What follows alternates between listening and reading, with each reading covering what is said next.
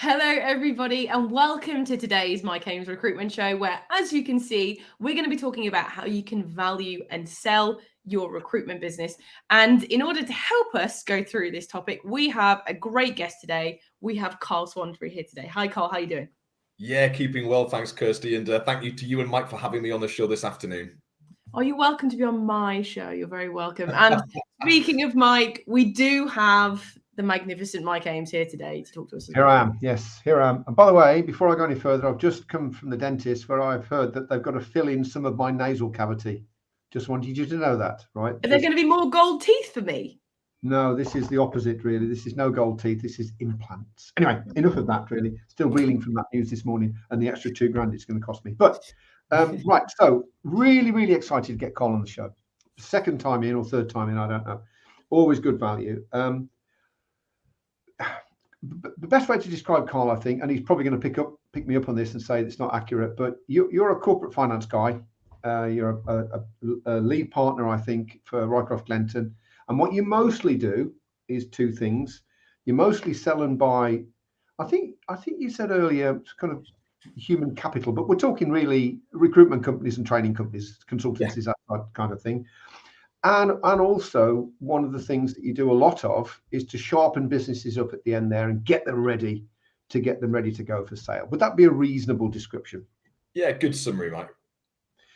Good. Okay. Now, the reason I wanted Carl to come on the show is I think having built and sold two recruitment businesses myself, there was never any question in my mind that I was going to build and sell both times, right?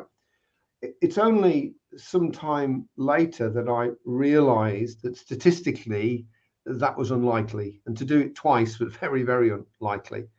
And so I wanted Carl to come on and talk about these things that we're going to cover today, valuation and how you polish it up and how you attract buyers and all those sorts of things, because it's as well that you know, because there are alternatives. If you don't want to build and sell, there are alternatives. There's a cash cow lifestyle, which we've got a whole show on, which you can go and watch if you want to. But really, this is about build and sell. I think that's an accurate way of putting it. Is that a fair description of where we're at with this, Carl? It is, Mike. A really good scene set. Yeah. Good. Fantastic. So as we mentioned, Carl, it's not a common thing to sort of build and sell a business. Do you have any stats on what it is? I think I heard somewhere like something like only 47 recruitment businesses actually sold last year. Was that RSM, Mike? That was RSM in 2021. Yeah, big corporate deal. Yeah. So do you have anything on that, Carl? Yeah, I think the point you're making, Kirsty, is absolutely right. You know, there are in the UK thousands of privately owned recruitment businesses that will never go on to be able to go through a corporate transaction. And that's because many of these businesses are lifestyle. Many of these businesses lack scale. Many of these businesses are run by individuals actually who do not have an ambition to take a business through a capital event. But of course, there are some businesses that are run by individuals who have set up a business to create capital value and at some point see those businesses sold. And of course, it's those businesses that I find myself advising, Kirsty. But I think the point you're making is, yes, most recruitment businesses will never be saleable. And of course, the one thing I focus on is helping shareholders of recruitment businesses pull value levers to make not only the business attractive and saleable, but to maximize the value in anticipation of a sale. Okay. Now, before we talk about valuation, just want to leap in there. One of the things we said off air is you can always sell your recruitment company, can't you? I mean, you can always sell it. That's not the question. The question is how long you have to stay afterwards and how much money you get from it. And in the majority of cases, it's going to be a long time and not very much. So what we're talking about here is kind of retiring money, really, aren't we? Well, that's right, Mike. I think clearly anyone can sell a business for modest value. That arguably is not a challenge. The biggest challenge is building a business that can be sold for full value and deliver a financial de-risking for those who've spent years and years and years digging deep, working hard to build a business. You know, this is about creating life-changing capital sums that one can receive tax efficiently. So as you call it, Mike, retirement money, albeit many of the shareholders I advise don't actually sell a business and retire. They sell a business, de-risk financially and go again. Yeah. Okay. As I did, of course. Well, exactly, Mike. You are living proof. Just that point. Okay, so I do now want to start looking at the valuation, because obviously it's an important part. And I know it's a question that we get asked a lot, Carl, and I imagine it's something you get asked a lot as well. So can we talk about what goes in to valuing a business? How does somebody kind of put a figure on a business that someone's created? Sure thing, Kirsty. And of course, that's the million-dollar question. And whilst there is a lot of detail I could go into, let me just maybe give everyone a brief insight into how a recruitment business will be valued. The reality is there's one methodology that is used to value a recruitment business, and that's an earnings-based valuation methodology, Kirsty. And what that involves is having to establish a business's maintainable profit or adjusted earnings. And once we have established a business's maintainable earnings, we then will multiply that by an earnings multiple. Those two numbers, when multiplied, give us our enterprise value, the value of the business, Kirsty. But interestingly, not the value of the company's shares, which I'll pick up on just in a moment. So in terms of the adjusted earnings or maintainable earnings of a business, that effectively, Kirsty, is the business's profit once we've adjusted it to allow for any one-off, non-recurring, exceptional items, be they cost items or items of income, so that we can really try and establish the true maintainable earnings of the business, i.e. what level of profits would the business generate were it not under the current ownership. And how long does it look at that? Are you talking like the last year, the last 2 years, the last 10 years? What kind of time period do you look over for that? Yeah, so what we would always do is look back 3 years, look forward 1 year, and actually look for an earnings profile, a trend, Kirsty. And of course, if you have a business that is growing 15% year on year, actually what you can really see there is a growth curve, which you would assume, all things considered and being equal, can be maintained. And therefore, that type of profile would probably allow a business to be valued based on next year's forecast adjusted earnings. Whereas, of course, if you've got a business, Kirsty, that sees its earnings be very sporadic and there's no consistency, then, of course, often a buyer will be more likely to look backward and value a business based on delivered result. Just on that then, because that's a really important point, I think.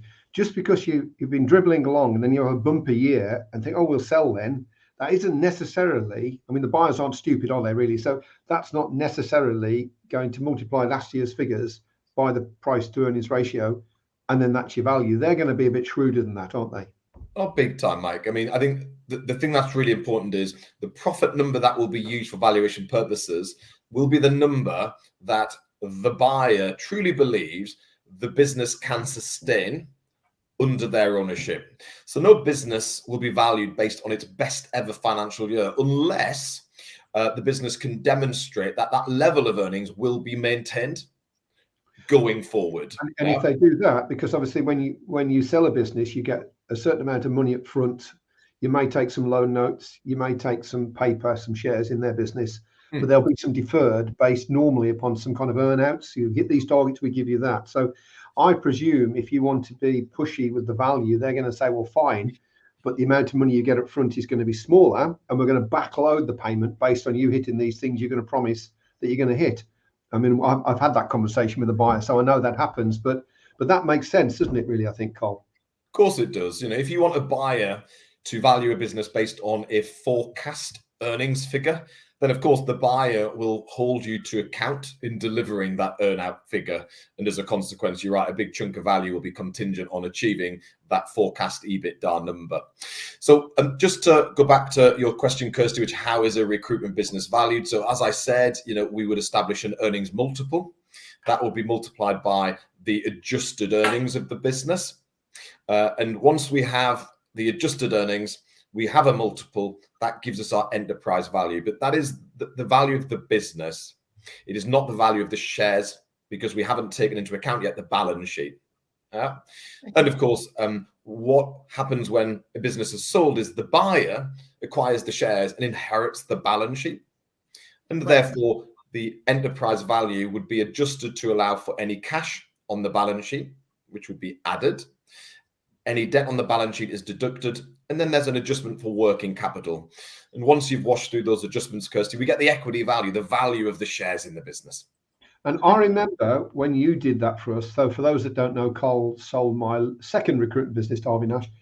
I remember there being quite a lot of money wrapped up in that, several £100,000 that you were negotiating with the other side to try and get that to go our way. I mean, it wasn't a small amount of money, was it? No, not at all. I mean, we're discussing here, just because we don't have stacks of time, some very complex principles in a very straightforward way.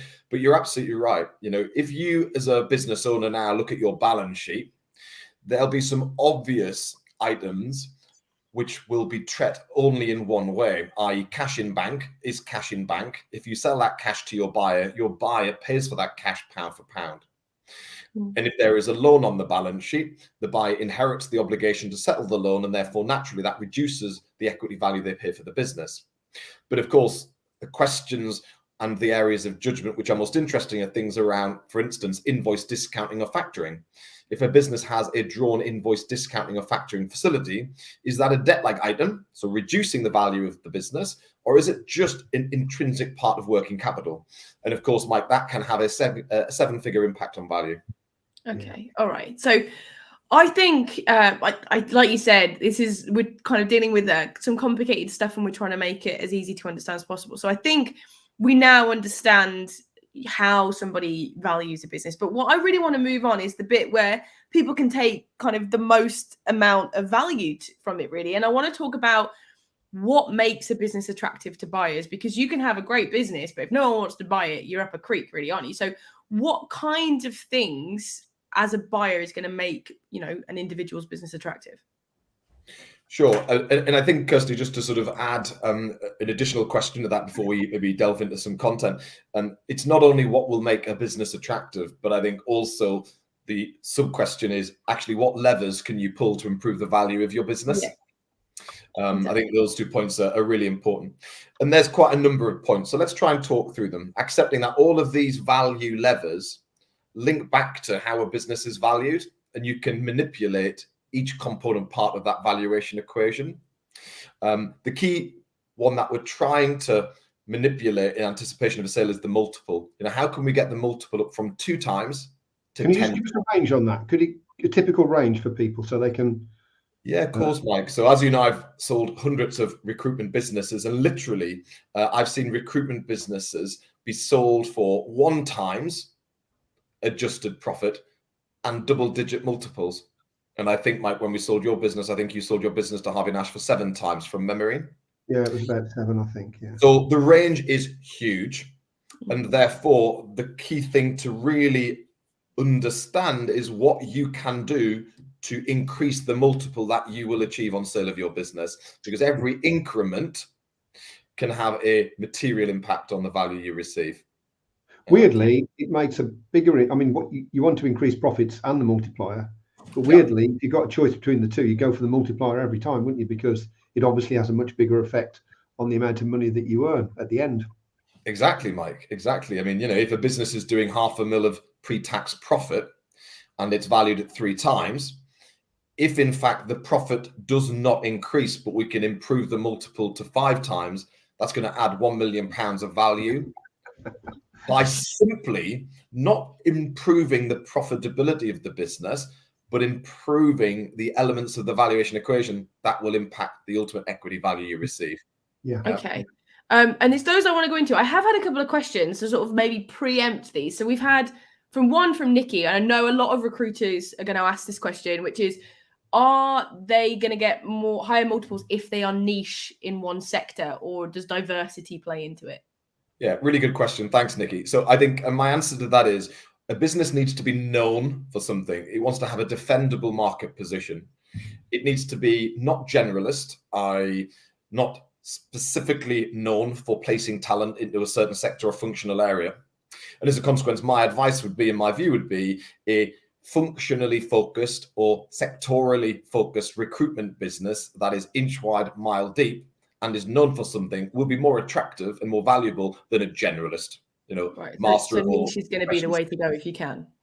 Without doubt. And if you look at all of the big deals done in the sector, it will be often a generalist acquiring a niche. Okay. Oh, that's interesting. Because they want to then kind of have an area and focus on that. That is very When interesting. Harvey Nash bought us, the word on the streets was, I mean, they wanted the recruitment side, but what they actually wanted was the gold partner side. Correct. Because the value add, the profits from that portion of the business was significantly higher than the profits we took out of recruitment, for sure.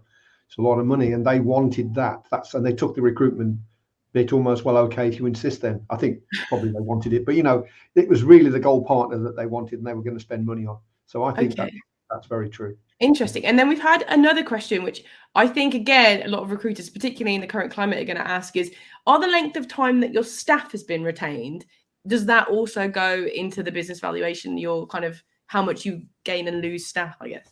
Yeah, it does. That's a really good question. And thank you for the person who sent that question in. So I think there's two things to observe here. Clearly, if a business can retain its employees, a business will be able to demonstrate that the earnings number that is being used for valuation can be sustained. Whereas if a business has high staff turnover, the opposite is true. Because if you lose 3 or 4 consultants, naturally it will be less possible for you to convince a buyer that you can achieve the same level of earnings moving forward from fewer consultants. So it has a direct impact, but there's also an indirect impact. Clearly, one of the key assets in a staffing business is its people. And therefore, it's essential that you are aware of your staff turnover and you do what you can to reduce turnover. Because a high turnover recruitment business is one that can't retain its own people, and as a consequence it makes scaling that business very difficult, doesn't it? Well, recruitment is its people, really, for most, unless you're really big, in which case it's the name. Smaller businesses, it's the people, isn't it? I just want to illustrate and reinforce that point from my own experience. We had, if you remember, Carl, on the second and the first deal actually, a share option scheme, an EMI scheme in place, and all of the key staff had that. In fact, everybody had some shares, to be honest, but the key staff had a lot of money. And for them to get their money, they needed to stay for the earnout because they were shareholders and they wouldn't have got anything if they hadn't have stayed. So, and I remember 2 things of interest. When the Americans came for the first business, their big worry that people would get too much. We'd never thought about that. They said, well, we don't want these people getting too much. I said, well, it's a formula. They're going to get what they're going to get. There's nothing I can do about that. But they were really concerned people would take that money and go up and leave and set their own businesses up, which strangely enough 2 of them did. So maybe they were right to worry about that. I don't know. And then, but in both cases, they were interested that we'd got this kind of lock-in. And we had a low turnover of staff as well, less than 3% a year, so it's very low. So I think, and they were interested in those 100%. I remember the conversation. So that's absolutely the case in reality. Okay. Yeah. And then, Carl, I do have one more question because I know I want to move on to another section about what we can do. Is, does it make a difference whether that business is fully remote or if you have an office with employees in when it takes into account the staff? It doesn't, no. Fundamentally, as long as a business is able to operate efficiently, and as long as a business can demonstrate that it can be a fully remote business at scale, then that would not have a positive or a negative impact on how attractive or how valuable a business would be. And I think, Kirsty, just conscious that we earlier on were sort of paused with the question, what things can you do to improve value? I think we've naturally picked out 1 or 2, but let's just maybe canter through some other key points so that people can maybe take away some areas they can focus in on in their business when improving value. So obviously Mike pointed there to the importance of making sure that if you have a management team or you have an individual manager or MD running the business, it's of course essential that if when you sell your business, your intention is to step away and to leave that employed management team in place to run it, that person has either share options so that when they realize their options, they sell their shares, and through a deal structure, like Mike suggests, the buyer has an ability to incentivize and in turn retain that individual. If that person does not have share options or hard equity, another thing you might want to think about when promoting and elevating that person is to maybe look at extending a notice period. Maybe think about introducing more specific, more thorough non-competes and restrictive covenants into their employment contract. Maybe rather than just monthly commission, you could think about having a pre-tax profit bonus, which is maybe paid annually. And of course, only paid annually if that person remains employed at the end of the financial year. These are all things that provide a positive incentive to retain people long term. And of course, to your guest question earlier, that will have a huge bearing on interest and the business's ability to maintain a growth trajectory and a certain level of earnings. Other things that have a massive impact on the attractiveness and value of a business are around concentration risk. And by that, I simply mean, is there any concentration in the business when it comes to clients? Is 80% of your revenue coming from one client? If so, that presents a huge business risk and naturally will suppress multiple versus a business that has 100 clients, which are only contributing 1% of revenue. Okay. And that, I assume, is in case that client goes bust or something, then you lose all of your profit, would be why that would be. That's it. Or just chooses to use a different agency as an example. I know we're a bit short of time and everything, but I think this is a really, really important point. Again, from my own memory, which is a bit sketchy because I'm old, the Americans particularly were very interested in our client estate. I mean, they were really interested in the balance. They didn't want too many big clients where they were saturated, where we got nowhere to go. And sadly, we got quite a few of those where we were the number one supplier. What they're interested in is they're not the little small ones with no potential.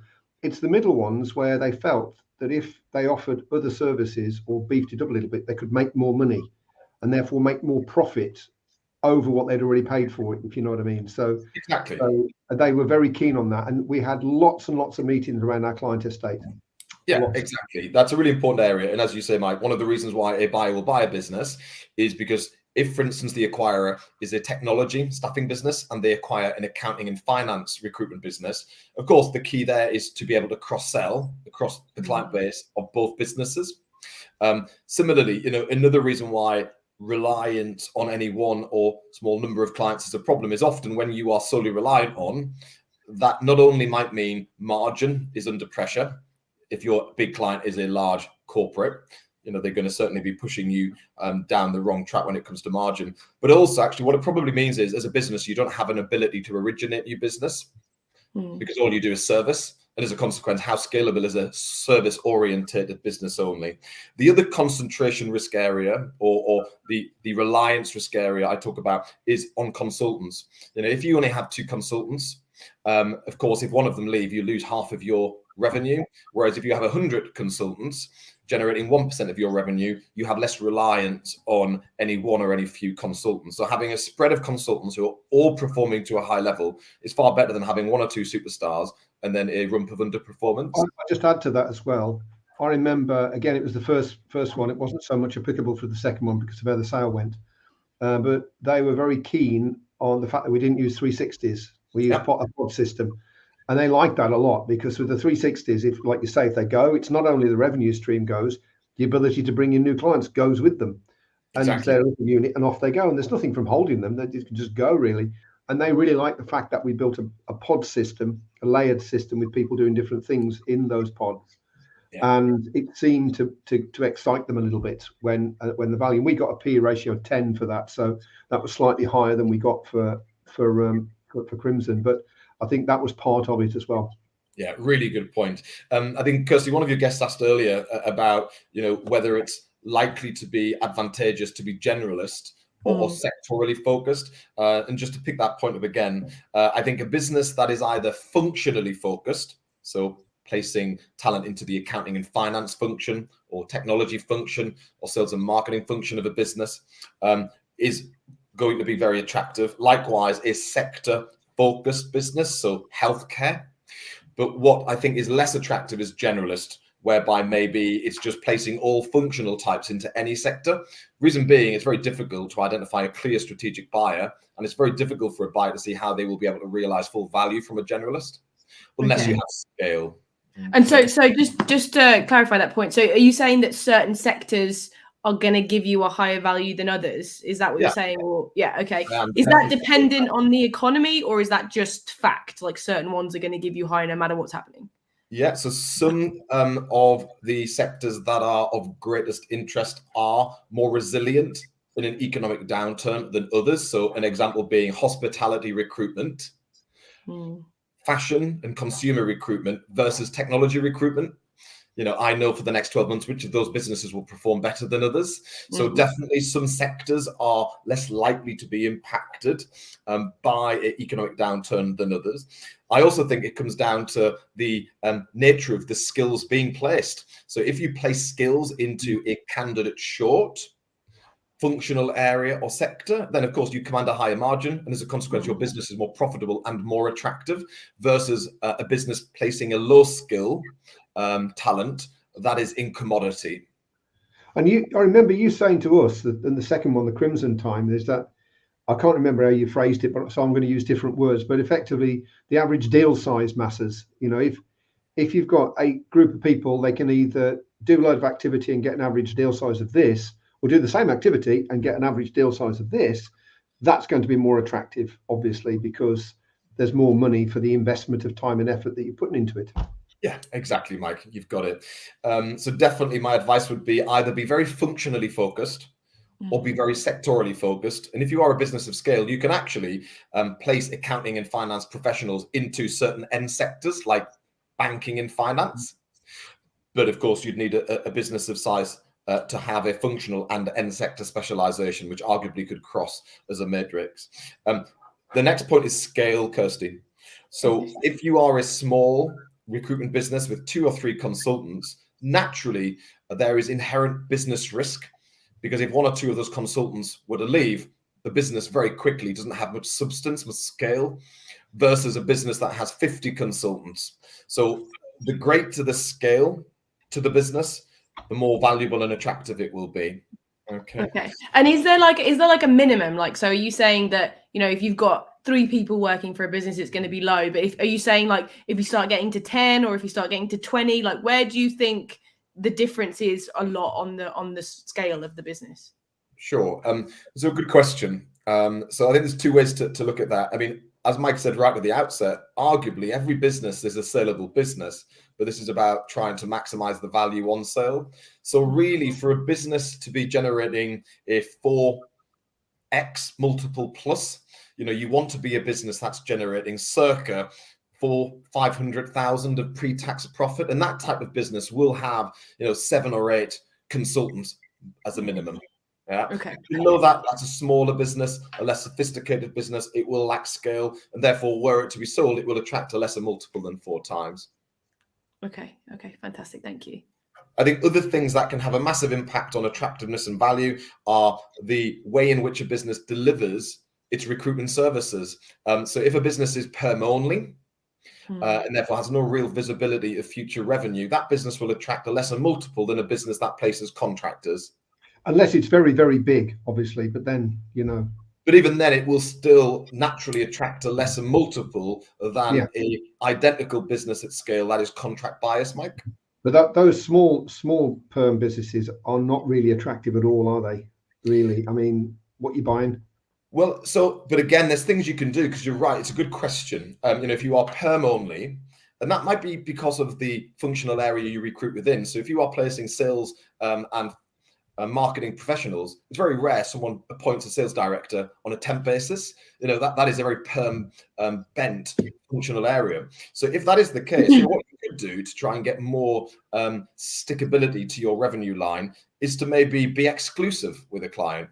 Could you be retained, therefore generating 1/3 on appointment, 1/3 on shortlist, 1/3 on placement? These are all things that give you more visibility over future earnings, and as a consequence, makes a business more resilient and more valuable. I think that's the value of productization these days, because there's been a big push with productization. Although I have to say, productization always has worked better in a high demand marketplace. If demand settles, the products become less powerful, and it's really harder to get retained. You can still do it, but it's nowhere near as easy as if demand is massively outstripping supply. But everything works, and if you add it together, it all counts. Yes. So we are coming to the end. I've let it run on a little bit because, Carl, I think this stuff's really interesting. So could you pick the best one of the ones that you've got left? Like, what's the next best one of the ones that you've got left? Yeah, I think the final point to maybe just close on is to make sure that you have a business that understands its USPs, you understand the addressable market that you are ultimately looking to grow in, and you are a growth business, and you can see how you can execute that plan, because that business will be attractive because a buyer is acquiring a business to want to scale it, to want to develop it, to want to improve the earnings profile. So I think that would be the last point, Kirsty, for this afternoon at least.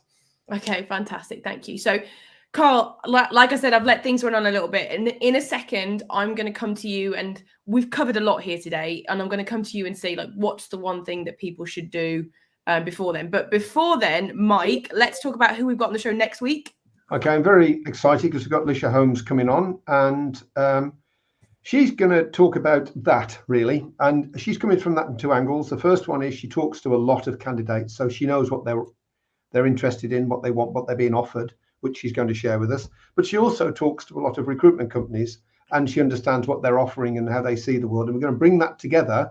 And if you're looking to hire people in 2023, you need to tune into this, because you're going to get an inside track on what you need to offer and how you can attract that top talent.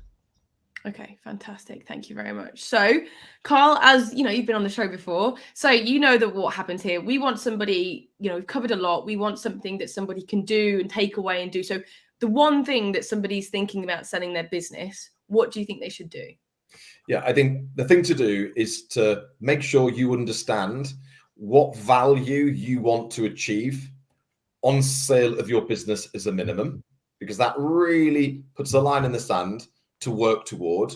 Make sure you understand today what the equity value of your business is. And naturally, if there is a delta between the value of your business now and the value you want to achieve on sale, what you need to make sure is that you have around you the right advice to help you improve the valuation in anticipation of the sale of the business, so that when you look to sell it, you are able to achieve the value you want.